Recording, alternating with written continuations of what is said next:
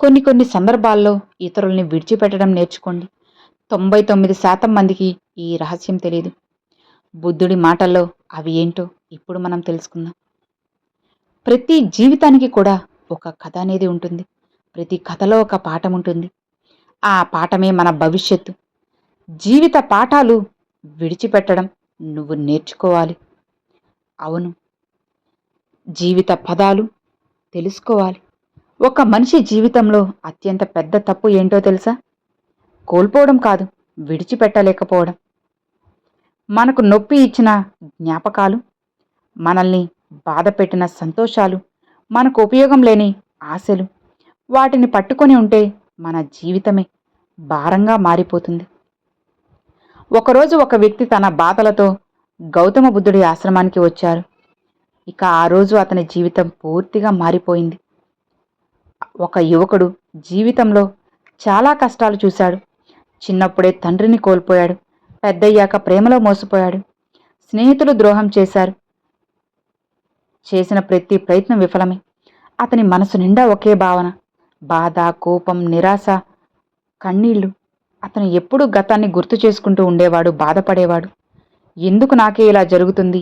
ఎందుకు నేను ఇంత బాధపడాలి అని అతని మనసు ఒక బరువైన రాయిలా మారిపోయింది. ఇక ఒకరోజు అతను పూర్తిగా విరిగిపోయాడు.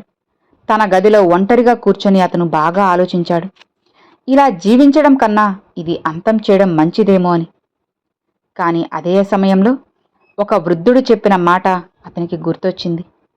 నీకు శాంతి కావాలంటే బుద్ధుడి ఆశ్రమానికి వెళ్ళిరా. అతను చివరి ఆశగా గౌతమ బుద్ధుని ఆశ్రమానికి వెళ్లాలని నిర్ణయించుకున్నారు. ఇక కొన్ని రోజులు తను ప్రయాణం చేసి అతను ఆశ్రమానికి చేరుకున్నాడు.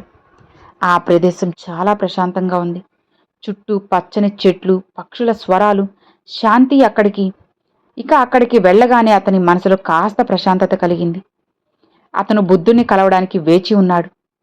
ఇక కొంతసేపటి తర్వాత బుద్ధుడు వచ్చాడు. ఇక అతను బుద్ధుని దగ్గరికి వెళ్ళి తన బాధలను చెప్పడం ప్రారంభించాడు. నేను బోలెడు కష్టాలు చూశాను. నా జీవితంలో అసలు సంతోషమే లేదు. ప్రతి జ్ఞాపకం నన్ను బాధ పెడుతుంది. దయచేసి నాకు శాంతినివ్వండి అని. ఇక బుద్ధుడు నిశ్శబ్దంగా ఉన్నాడు. అతను వెంటనే ఏం చెప్పలేదు. కొద్దిసేపటి తర్వాత బుద్ధుడు తన్ని ఆశ్రమం వెనుక ఉన్న ఒక ప్రదేశానికి తీసుకెళ్లాడు. ఇక అక్కడ ఒక పెద్ద చెట్టు ఉంది.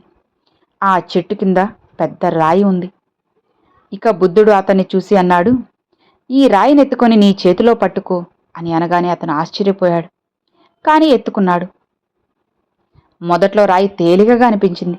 1 నిమిషం గడిచింది. అంత కష్టం అనిపించలేదు. 5 నిమిషాలు గడిచాయి. చేతికి నొప్పి మొదలైంది.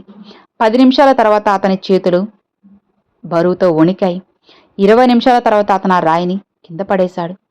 అతను బాధతో అన్నాడు, ఇది చాలా భారంగా ఉంది, నేను పట్టుకోలేను అని. ఇక అప్పుడు బుద్ధుడు మెల్లగా నవ్వి ఇలా అంటాడు, రాయి మొదట్లో కూడా ఇదే బరువు, ఇప్పుడు కూడా ఇదే బరువు. కానీ నువ్వు ఎక్కువసేపే పట్టుకున్నప్పుడు అది మరింత భారంగా అనిపించింది. అలానే నీ బాధలు కూడా మొదట చిన్నవే. కానీ నువ్వు వాటిని విడిచిపెట్టకుండా రోజు రోజు గుర్తు చేసుకుంటూ ఆలోచిస్తూ ఉంటే అవి నీ జీవితాన్ని భారంగా మారుస్తాయి. నువ్వు గతాన్ని వదిలిపెట్టకపోతే శాంతి ఎప్పటికీ రాదు.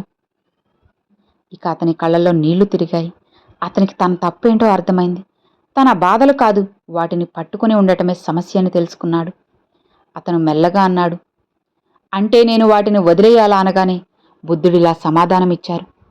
వదిలేయడం అంటే మర్చిపోవడం కాదు. వదిలేయడం అంటే వాటి బంధం నుంచి బయటపడడం. ఇక ఆ రోజు నుంచి ఆ వ్యక్తి తన ఆలోచనలు మార్చుకోవడం మొదలెట్టాడు. గతాన్ని గుర్తు చేసుకున్నప్పుడల్లా అతను తన్ని తాను అడిగేవాడు, ఇది ఇప్పుడు నాకు అసలు ఉపయోగమా? జవాబు లేదు. అయితే అతను దాన్ని వదిలేసేవాడు. కొన్ని రోజుల్లోనే అతని మనసు తేలికగా మారింది. కొన్ని నెలల తర్వాత అతను పూర్తిగా కొత్త వ్యక్తిగా మారిపోయాడు. ఇక జీవితంలో మనం చాలా విషయాలను పట్టుకుని వేలాడుతూనే ఉంటాం. బాధ, ద్వేషం, నిరాశ, పాత జ్ఞాపకాలు. ఇవి మనల్ని నెమ్మదిగా నాశనం చేస్తాయి. వాటిని వదిలిపెట్టడం నేర్చుకుంటేనే జీవితం చాలా సులభమవుతుంది. నీ చేతిలో ఉన్న రాయిని ఎప్పటి వరకు పట్టుకుంటావు? వదిలేయడానికి భయపడుతున్నావా? గుర్తుపెట్టుకో, వదిలేయడం అంటే ఓటమి కాదు, అది స్వేచ్ఛ.